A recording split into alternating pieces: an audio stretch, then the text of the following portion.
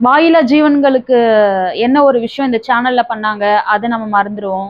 And அந்த கரூர் இன்சிடென்ட்ல யாரு வந்து சம்மந்தப்பட்டிருக்காங்க இதெல்லாம் நம்ம பேசிட்டு இருந்தோம், அதெல்லாம் மறந்துடுவோம்.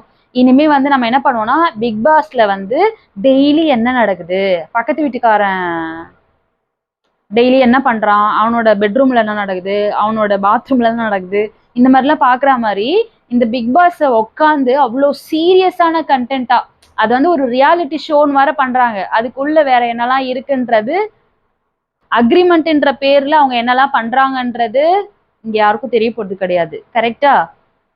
சோ இவங்க காமிக்கிறது தான் அங்க ரியாலிட்டி. அதுதான் அங்க உள்ள நடக்குதுன்ற பேர்ல டிவியில உட்காந்து 24 ஹவர்ஸும் வீட்டுல சமைச்சமா இல்ல வந்து ஃபேமிலி சாப்பிட்டாங்களா எதுவுமே வந்து யாருமே கவலைப்பட போறது கிடையாது.